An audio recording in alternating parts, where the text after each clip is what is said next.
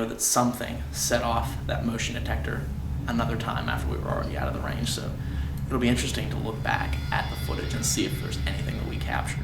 We have this recurring, and I don't know how to describe it other than to say this swirling mist kind of thing. And it's about this far off the ground. It darts from room to room, that kind of thing. I thought I audibly heard something say no.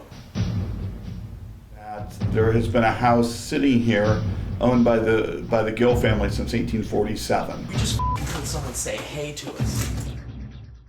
For centuries, people have debated the question of an afterlife in which the spirits of the deceased roam here on Earth with us. It is our passion to turn that question into an answer. My name is Ryan Zacherl. Someone poke me? Who was that? I am joined by my two best friends, Dave Gear. I've never been scared to the point where I fear my well-being. That's 2 times in 1 hour. And Steve Hummel. I've seen things, I've heard things in my lifetime that still makes my skin crawl. And this night is surely one of them. It is. And I wouldn't trade it for the world.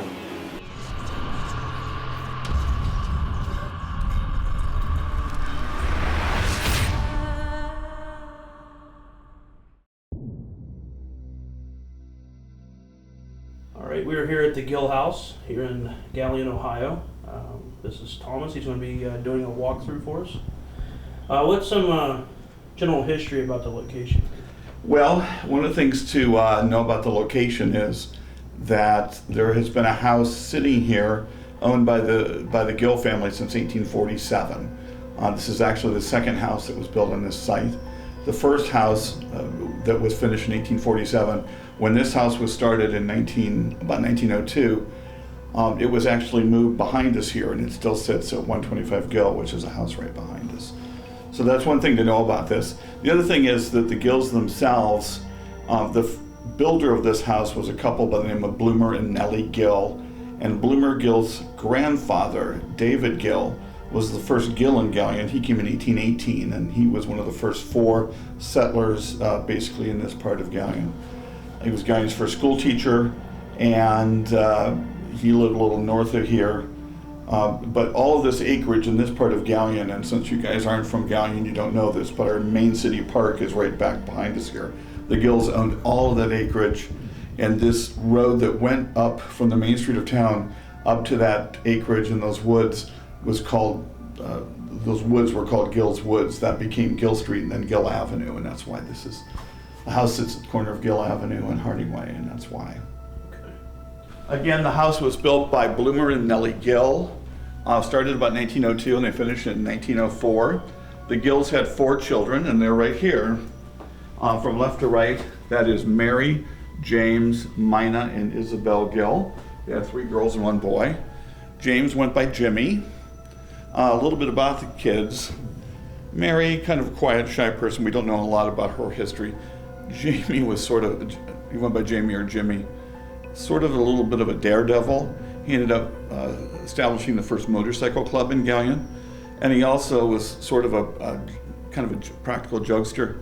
He, on a dare, walked and climbed the water tower in Galion, which wasn't too far from here at the time, and climbed to the top of the water tower, and on a dare swam from one side of the water tower to the other. He's just that kind of guy. Isabel Gill, her daughter, is one of the 2 surviving Gill grandkids. She's the one that gave us this. This is an original portrait of the kids. That over there is something she gave us too. That is a framed portrait that Bloomer gave to his wife Nellie at one point. We have that as well. Something here that's kind of interesting. Mina Gill, which is this girl here, her full name is Mina Miller Gill. She was named after Nellie Gill's childhood best friend. Nellie Gill, again, is the wife of the couple that built the house. And Mina Miller ended up marrying Thomas Edison, the inventor. So she was the second Mrs. Thomas Edison, and Thomas Edison has been in this house. He's visited this house. Also, Bloomer Gill, who was a secretary treasurer of a buggy manufacturer, that was pretty close to here. They ended up making cars for a while. He was great friends with Henry Ford. The very first person to ever drive a car in the city of Galion was Henry Ford, who drove down from Detroit to visit his friend Bloomer here at the Gill house. Wow. And he drove a car, so that's kind of cool. The day after President Harding's funeral, and President Harding was basically a Galion boy. His folks were married here and he was born 5 miles from here. The day after his funeral, Thomas Edison and Henry Ford and Harvey Firestone came here for a reception. So there's been some well-known people that have visited the house, and President Harding certainly was probably one of them. And kind of moving on from family to family, the Gills again, Bloomer and Nellie Gill and their 4 kids, that's the family that built the house. And again, that's the second Gill house on the site. The first one, built by Bloomer's father, was moved back behind us where it still stands, but it was originally right here where you're standing. The second family that owned this house from 1924 to about 1956 was the Talbot family, and that's Dean and Bonnie Talbot. Dean was an attorney. He bought also and restored the hotel. We have a Civil War era hotel on our square that still stands today. And one of the reasons for that is Dean Talbot, the attorney who bought it and restored it. That was probably about 1940 that he did that. Dean and Bonnie lived here by themselves. They were world traveler kind of people. At one point though, Dean's father died. And Dean's mother said, kind of called up her son and said, "Hey sweetie, I want to come and live with your beautiful wife and yourself." And his beautiful wife said, "Over my dead body." And they thought, well, how are they going to make this work? So what they decided to do was mother-in-law could come and live with the family, but they were going to wall the house in 2. You know, literally is the reason why this wall is here. This beautiful original staircase, this is Louis Camper at his best. And we have people come here, architectural students and things from Detroit, just marvel at the staircase. But if you can see here, was originally an open staircase. And that wall was slapped right down there over the staircase. But if you look on this side, but you'll see it better as we go upstairs, they didn't cut through the staircase, the baluster at all.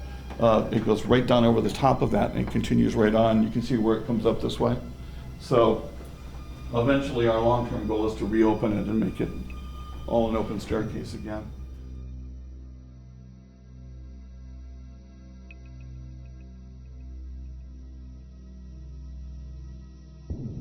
Okay.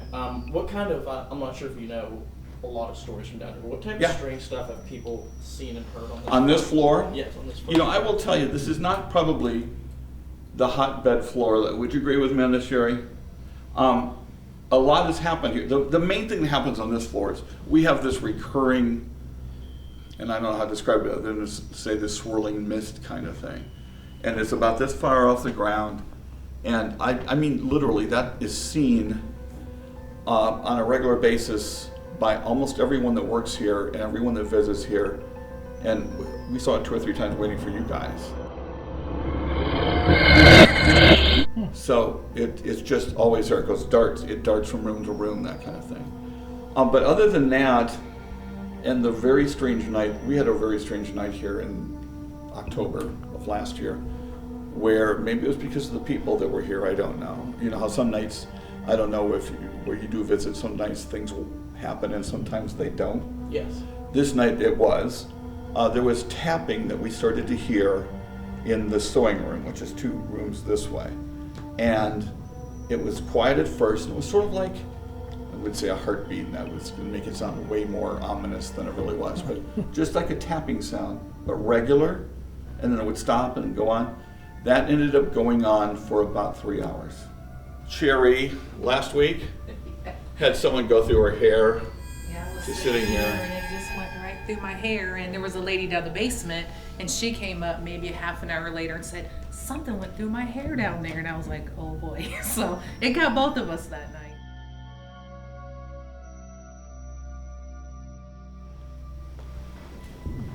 But who was here, you know, in terms of who stayed here, who lived in these rooms, we really don't know. So that's, to be honest with you, it's kind of one of the reasons we really like these paranormal investigations.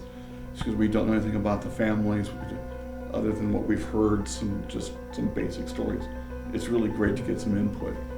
kind of like figure out who these people were. So. Are there any records of anyone actually dying inside the house? Well, we know Mrs. Talbot Sr., the lady that came to live here, died here. Mrs. Talbot Sr. was Mr. Talbot's mother, and if she died in the house, her spirit may still be roaming on the second floor. This is a basketball backboard that the Gill family had. It's got Mr. Gill's name on it. So they obviously played basketball up here. The other thing we knew that the Gill kids did, they used to swim up here. I don't know if you've seen a Yankee gutter system in a house, but it's a system where they collect rainwater that would come down into here into a cistern that would be up above ground here. It would be 3 or 4 feet high, in a big circle here, and that's the Gill kids used to come up here and swim and invite friends and have parties and stuff. Though none of the Gill children actually died during childhood, this attic is a great place to set up child toys because of the residual energy that these children left behind. Even though there may not be an intelligent spirit here to interact with, these trigger objects still may trigger the energy to show itself. I have a question. I see a ball sitting right over there. Yeah. A green ball. Is there a reason that that's there? Is there some Yeah. sort of activity that? Yeah, that's Jimmy's ball. Does there seem to be more children activity up here? There seems to be a lot more children activity in the house, usually. I mean, there's a lot typically. It's rare that we go a month or more without someone sighting a child or talking to a child or having, right, sure, you've only done this a couple, 3 times. Yeah, but everybody says that corner. That's the corner. Grumpy corner. Yeah, that's the corner. You know, I've sat and watched monitors with stuff just flying around in that corner. And I'm not talking about orbs and that kind of stuff, just things flying. I don't know what. Anyway, I don't know of a lot that's occurred No, I in haven't these. heard of any. Tons has occurred in here. Mm-hmm. This is the hotbed of almost the whole house. Definitely. Like right in here. People always get activity here. I mean, lots. Last time we were here, his sister had come down the steps, and coming down, she pulled her hip out, and she was standing here and was trying to find a chair, and the voice box said Jane Breast, and her name is Jane. Huh. Yeah. That's awesome. So it was, and we were standing right there. The box was actually on the wood right here. We were standing here last time, and there was a girl here that was a non-believer, and she was just saying off the wall things, and we all came down here, and the voice box actually said, "I don't like you." It told this girl, "I don't like you." So we all left. We all went back upstairs, but yeah, I mean, it's just, you can tell who belongs here and who don't. The Gill house is not only rich in history, but appears to be a hotbed of paranormal activity. With all the information that we have been given, we are ready to set up our equipment and begin this investigation of the Gill house. We just heard someone say hey to us. Unless Hold on. Hold on a second. Put the Here, back right here. Yeah, I'm putting this motion detector right here. unless that was them talking through the Here's register. some light. Somebody. Ryan. Sorry. Go ahead. Record. Recording now, 2nd floor, the Gill house. Ryan, Dave, Steve. Just as we were setting up the camera and getting ready to hit record, we heard what sounded like someone on the stairs say hey to us. We are excited, but as investigators we have to cover all of our bases. Our first thought is maybe it was Sherry, who is sitting downstairs in the parlor. She is required to be here all night with us, so we must first ask her if she was the one who said hey. Did you say hey? No. You didn't say hey. We heard like someone say hey, like a voice. No. Coming from like the bottom of the stairs that went hey. No. You didn't say that? No. Did you hear them say that? No. Did you guys say hey? No, he said it was like 30 seconds. It was like 30 seconds before I came down the was in stairs. bathroom. Okay. Nope. How's it up, buddy? They said no, they didn't say it. Okay, it was right here in this area where That's that where I happened. thought it came Right from. here. We just had a loud knocking sound in this room right here. Do you think that picked it up right there? This picked it up, yeah. Both of these picked it up. We've been rolling on the recorder and this camera. Good. While I was downstairs asking Sherry about the voice, Dave and Steve were experiencing some intense phenomena on the 2nd floor.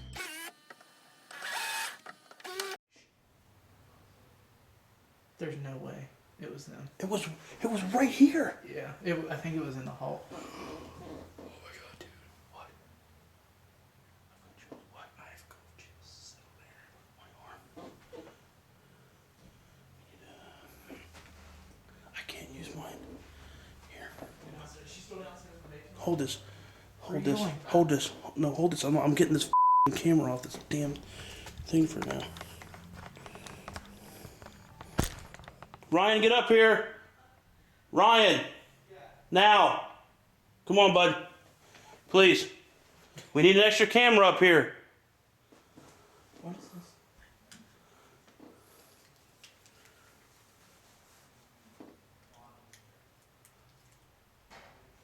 What was that? It's in that room. Hustle up, buddy. They said no, they didn't say it. Okay, it was right here in this area where That's that where I happened. thought it came right from. here. We just had a loud knocking sound in this room right here. Do you think that picked it up right there? This picked it up, yeah. Both of these picked it up. We've been rolling on the recorder and this camera. Good. They said they swore that they did not say hey. It was right here. It was supposed to be like, Yeah. Just like how that. do we ever have anything rolling when that shit happens? that's when it always happens, because you know what? It's my fault for not rolling with my recorder. We should have had everything rolling. Really? What? Okay, this battery's almost dead. Here, can you take this camera? I gotta get it. We just charged it. This battery's almost dead. Look, you can see it flashing. Did we not? Did we not just charge that? I handed the camera to Dave in order to switch out the battery on the static camera. And it's a good thing that I did, because Dave captured a strange light anomaly flying past Steve. There's green lantern light somewhere. Okay. I don't know how that happened. God, that was so close. But I guarantee we picked that sound up in this room. Oh, right something here. just flew by you. Which way? Diagonal from your bottom right to top left. Yeah. You picked it up? Yeah. Okay.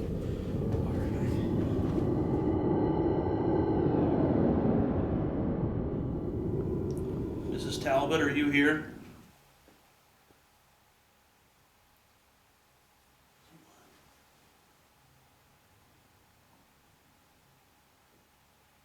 Are you here, ma'am?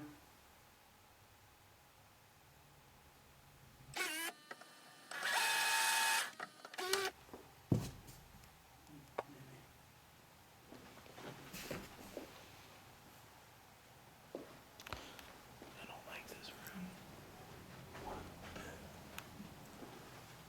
Let's close this so we Wow, holy I got like a static charge in this room.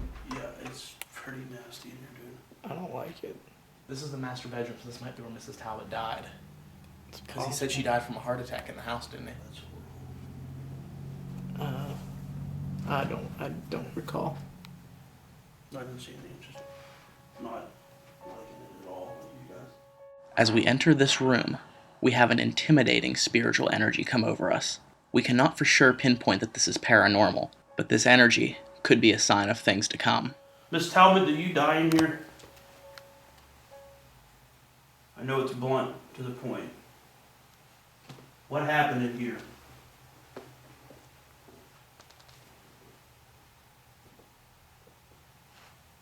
It's me walking. Oh, whoa. What? Something just, whoa. Something flew up by Steve and then something else flew up by Steve.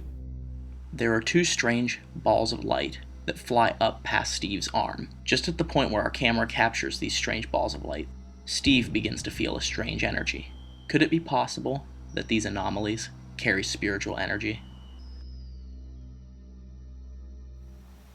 Mrs. Talbot. I've got, not fitting off what you said, I do have like jolts of energy right now. Do you? Yeah. You My know legs, that arms, and everything. you know that feeling when you rub the balloon on like a couch or on the carpet and then hold it near your arms? Yeah. That's how I felt, like that static charge. Yeah. I've felt that ever since we walked into this room. I feel that, and I feel just a slight cold chill. Which is no draft in here. All the windows are all the windows are sealed in here. Miss Talbot. If you're in here, can you knock on a wall, a window?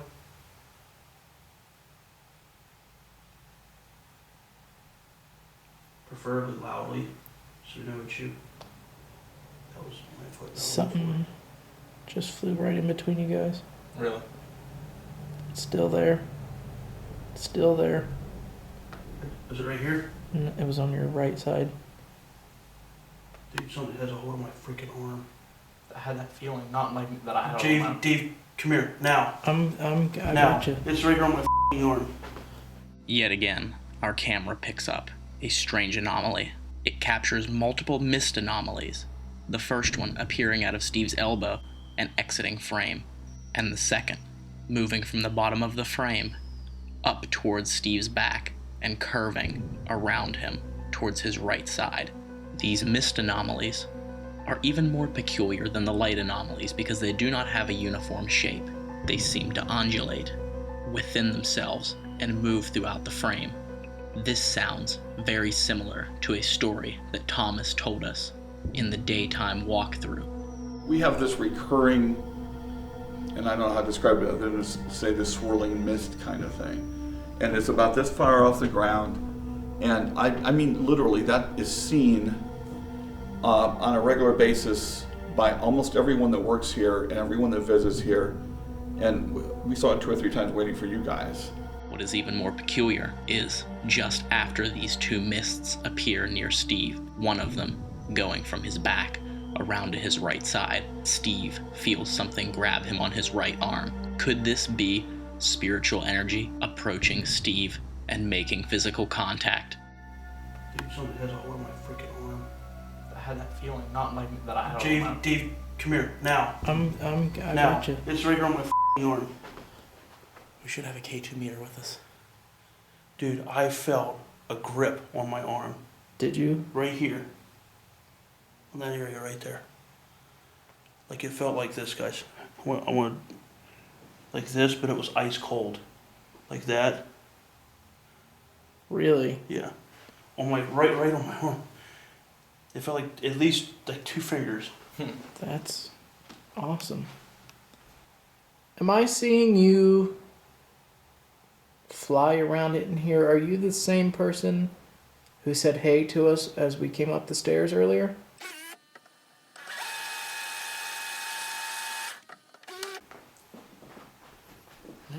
No, yeah, I didn't just change these. These are old. You may be right. You want to, let's go downstairs and not leave our stuff up here. Oh, yeah. By not leave our equipment behind, Dave means that we should leave our equipment in this room to see if we can capture any paranormal phenomena that happens while we are not here. While my digital recorder was set up here for over 20 minutes, at about 18 minutes in, we captured what sounds to be a man either humming or a muffled voice.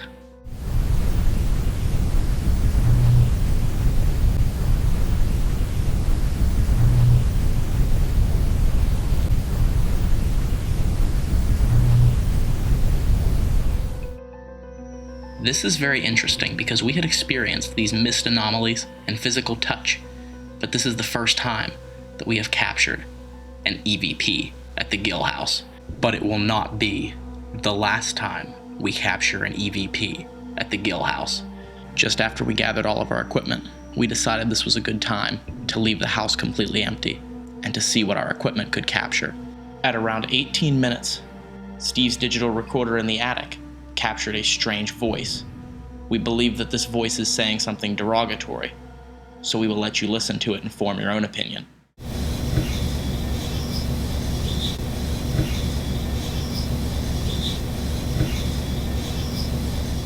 And just 1 minute after, Steve's digital recorder captured yet another voice that we believe to be aggressive in nature.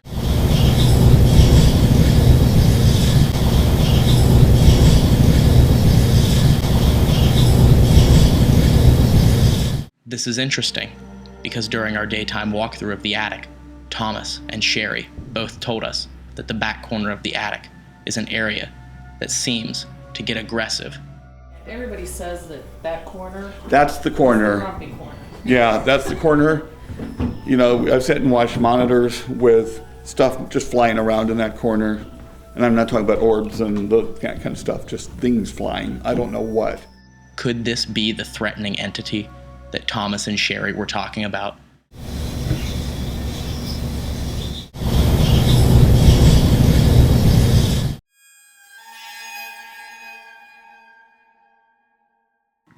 And down on the second floor, in the master bedroom, at 5 minutes and 8 seconds, my digital recorder and camera captures what appears to be a knocking sound on a wooden surface.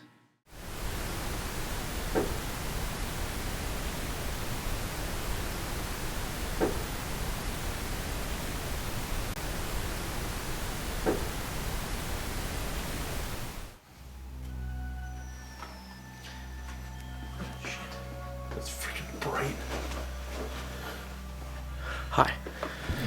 Okay, so what we're gonna do is we're here on the second floor of the Gill house, and we're gonna go down into the basement. So while we are in the basement, we're gonna leave some equipment up here on the second floor to see what we can capture, and of course we're gonna leave some digital recorders because we've already had some amazing luck with that, catching that Class A EVP that we captured in the attic on Steve's recorder. So we haven't even gone over any of the other ones yet, so we don't know what we captured there. But Only 20 minutes out of an hour. only 20 minutes out of an hour, we have multiple noises and already a Class A EVP. So we're gonna leave this here, along with a recorder and the motion detector yet again, And a K2. and a K2 meter to see what we can capture.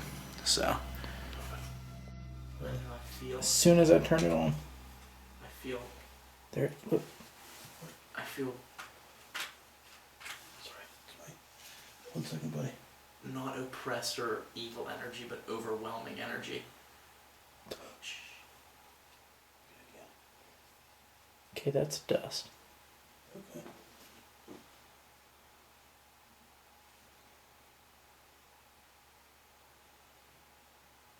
So we're on C folder, this will be file 1. EVP, Dave, Ryan, Steve, we're going into the basement and the Gill house. I'm gonna turn mine on. Already feeling apprehensive. Oh, yeah. Turn on my other one. I'll tell you what, this house is relentless. Yeah. It's amazing. All right, EVP session going in the basement. Dave, Ryan, Steve. You set up where you are. Yeah. Okay. Yeah. Ryan leading, Dave following, Steve last. Got cobwebs all through the stairwell. Yeah, there's tons of dust down here. So. I just saw it get disruption and like. Okay. Looking through that store right here. Okay.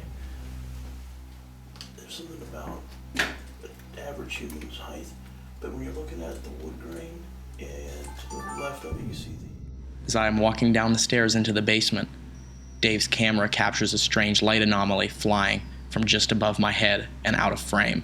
We can visibly debunk this as not being dust, because the dust flying around in this stairwell is moving downward and into the basement. This strange light anomaly appears to be moving up the stairs. This is what dust looks like on camera. Notice how it looks like a snow flurry in front of the lens. You can visibly tell that this light anomaly does not match the shape, size, or pattern of the dust flying in front of the camera. Oh, this is just to show you really how dark it is down here. So it's coal mine shaft.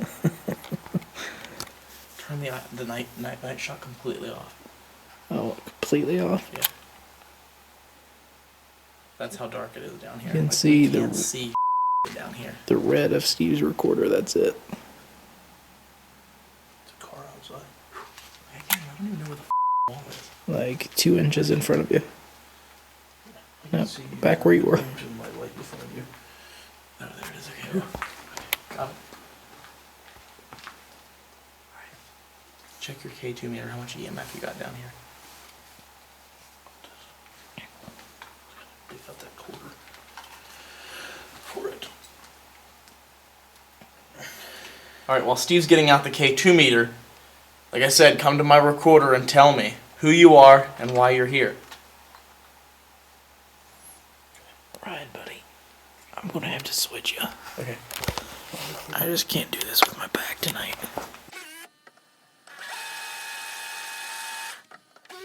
I'm kind of like, I'm not feeling anything down here. I'm kind of sick to my stomach. A little bit.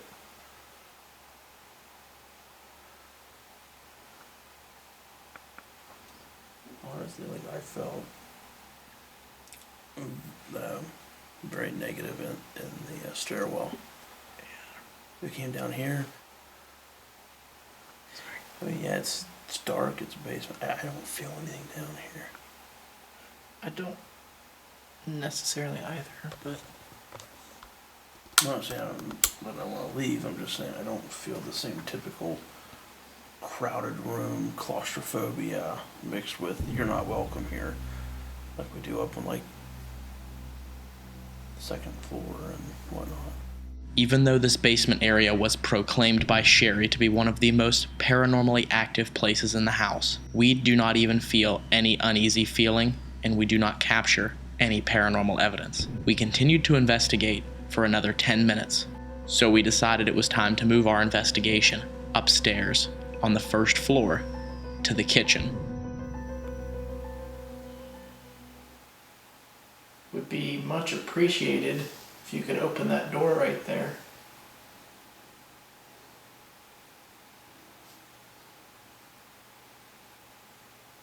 I know Mr. Gill would appreciate it.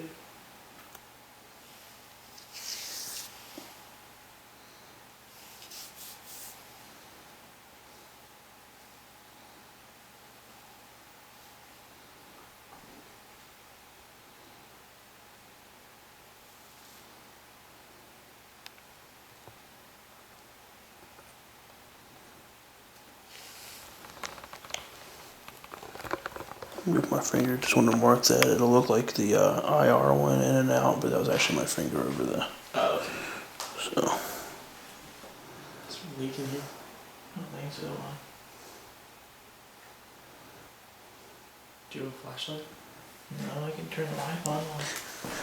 Okay. Put the IR. Put the IR. yeah, gotcha. Shoulder for a wet spot because it felt like a water droplet hitting my shoulder. But if not, it was like a cold tap on my shoulder. God, If it wasn't water, I don't feel anything. Like front, back, mid. it was on top, right there where your hand is now. It's dry as a bone. So that's like a cold tap on the shoulder. Then, like it was icy Yeah. cold. That's why I thought it was a water drop. I thought it was an icy cold drop of water that came from the ceiling and hit me right here. But it was like a ice cold tap is what it felt like. Okay. That's weird. Like a tap on the shoulder almost. Yeah. Is that Jimmy? Jimmy, is that you? May have been the butler.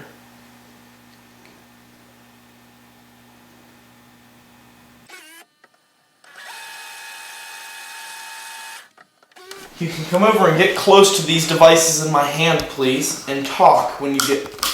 Ow, what is that? What? Oh. You don't hear that? You got buzzing? Like a really high-pitched ringing in my left ear. It's like what we had in the master bedroom. Like that. Yeah, that was loud, though. I don't want to hear anything.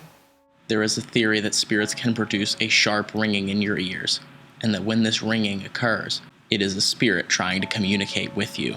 I'm not sure whether this is true, but it is an interesting theory, and it is strange that the experience correlates with the paranormal activity in the house. Yeah. Serving room.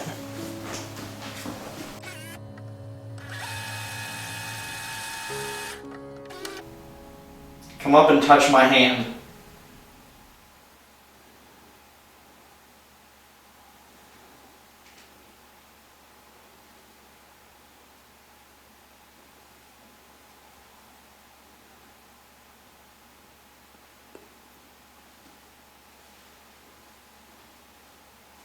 Can you do that?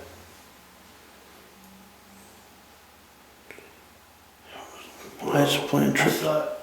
What's that? I thought I audibly heard something say no.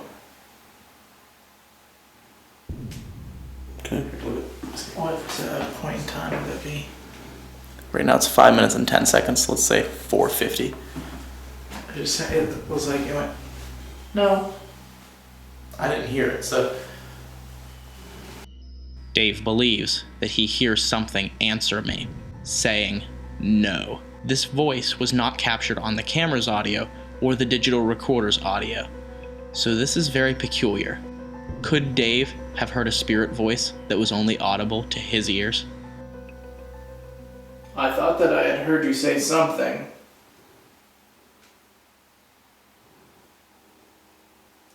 That's a train horn. Right there, sound like sisters will.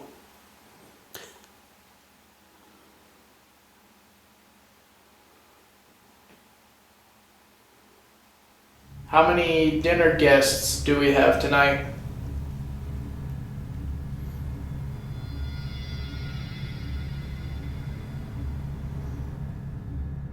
Though we continued to investigate in the butler's pantry for 10 more minutes, we did not experience any paranormal phenomena, and we did not capture any paranormal evidence. With the sun rising, we decided it was time to conclude our investigation of the Gill house. This mansion is a historic testament to the ever-living genius of Lewis Camper, but it is also a shining example of a location shrouded with paranormal phenomena. We just heard someone say hey to us. Dude, something has a hold of my freaking arm. I had that feeling, not like that I had. Dave, come here, now. I Now. got you. It's right here on my arm.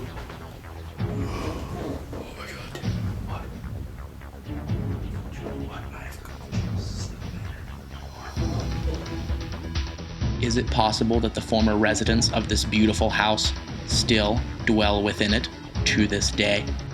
Is it possible that this testament to living history is also a sanctuary for the dead?